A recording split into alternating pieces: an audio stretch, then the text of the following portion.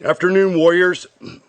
Today I'm reading from Orsen Marden's book titled An Iron Will. Orsen Marden was the original founder of Success magazine back in the late 1800s. He died in 1924. The copyright on this book is 1901, and he spent his entire life putting out inspirational and motivational literature, hard-hitting, warrior-like kind. And whenever I read his stuff, I have a picture in my mind that whenever he saw somebody feeling sorry for themselves, somebody sitting in their own pile of poop, I have this picture that he would grab them around the neck, hang them up on a meat hook, and use their body as a heavy bag. So if you are on the email list of Deepak Chopra, your stomach might be queasy by the time I get done reading this. But if you are of a warrior mind and spirit, you're going to love it. Training the will. The education of the will is the object of our existence, says Emerson. Nor is this putting it too strongly if we take into account the human will and its relations to the divine. This accords with the saying of J. Stuart Mill that a character is a completely fashioned will. In respect to mere mundane relations, the development and discipline of one's willpower is of supreme moment in relation to success in life. No man can ever estimate the power of will. It is a part of the divine nature, all of a piece with the power of creation. We speak of God's fiat, let there be light. Man has his fiat, will. The achievements of history have been the choices, the determinations, the creations of the human will. It was the will, quiet or pugnacious, gentle or grim, of men like Wilberforce and Garrison, Goodyear and Cyrus Field, Bismarck and Grant, that made them indomitable. They simply would do what they planned to do. Such men can no more be stopped than the sun can be, or the tide. Most men fail, not through lack of education or agreeable personal qualities, but from lack of dogged determination, from lack of dauntless will. It is impossible, says Charman, to look into the conditions under which the battle of life is being fought without perceiving how much really depends upon the extent to which the willpower is cultivated, strengthened, and made operative in right directions. Young people need to go into training for it. Those who are determined to have athletic willpower must take for it the kind of exercise they need. The athlete trains for his race, and the mind must be put into training if one will win life's race. It is, says Professor Matthews, only by continued strenuous efforts, repeated again and again, day after day, week after week, and month after month, that the ability can be acquired to fasten the mind to one subject, however abstract and naughty, to the exclusion of everything else. The process of obtaining this self-mastery, this complete command of one's mental powers, is a gradual one, its length varying with the mental constitution of each person, but its acquisition is worth infinitely more than the utmost labor it ever cost. Perhaps the most valuable result of all education, it was said by Professor Huxley, is the ability to make yourself do the thing you have to do when it ought to be done, whether you like it or not. It is the first lesson which ought to be learned, and, however early a man's training begins, it is probably the last lesson which he learns thoroughly. When Henry Ward Beecher was asked how it was that he could accomplish so much more than other men, he replied, "I don't do more but less than other people. They do all their work 3 times over, once in anticipation, once in actuality, once in rumination. I do mine in actuality alone, doing it once instead of 3 times."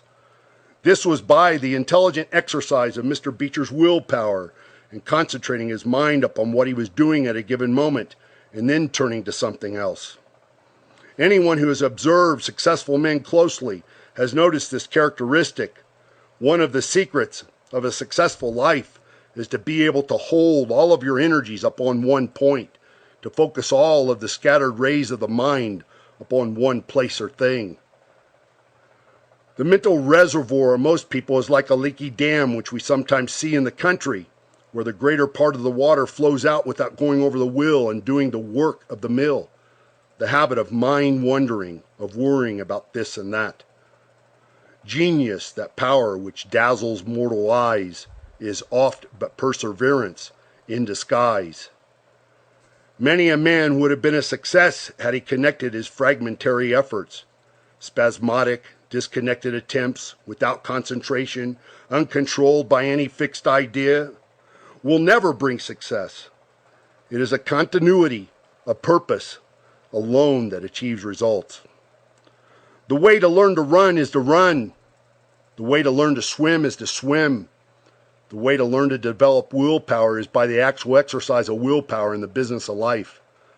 The man that exercises his will, says an English essayist, makes it a stronger and more effective force in proportion to the extent to which such exercise is intelligently and perseveringly maintained.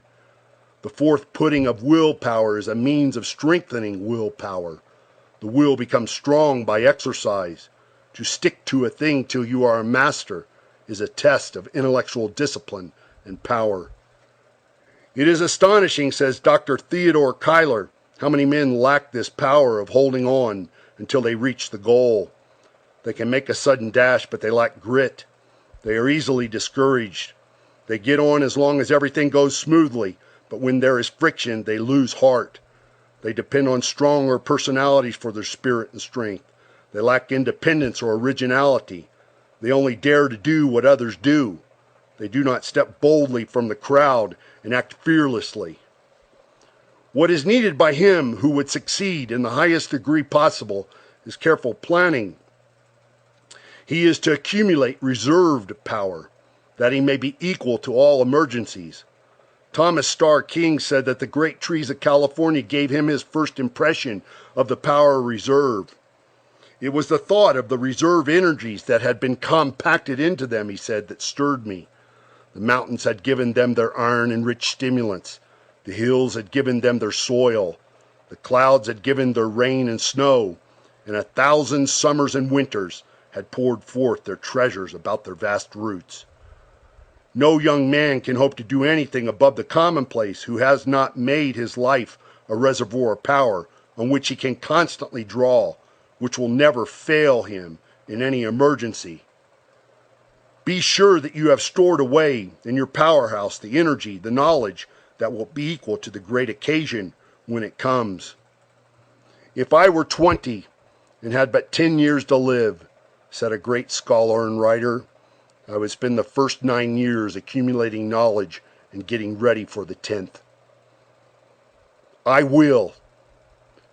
There are no two words in the English language which stand out in bolder relief, like kings upon a checkerboard. To so great an extent are the words, I will. There is strength, depth, and solidity, decision, confidence, and power, determination, vigor, and individuality in the round, ringing tone which characterizes its delivery. It talks to you of triumph over difficulties, of victory in the face of discouragement, of will to promise and strength to perform, of lofty and daring enterprise, of unfettered aspirations, and of the 1,001 solid impulses by which man masters impediments in the way of progression. As one has well said, he who is silent is forgotten. He who does not advance falls back. He who stops is overwhelmed, distanced, and crushed. He who ceases to become greater becomes smaller. He who leaves off gives up. The stationary is the beginning of the end. It precedes death. To live is to achieve, to will without ceasing. Be thou a hero. Let thy might tramp on eternal snows its way, and through the ebon walls of night hew down a passage unto day. And that, warriors, is what I want you to know today. I want you to know that you can live with the weak, subject to the changes in weather will of an ordinary man, or you can live with the bold, strong, intensely disciplined will of a warrior. Until next time, always believe.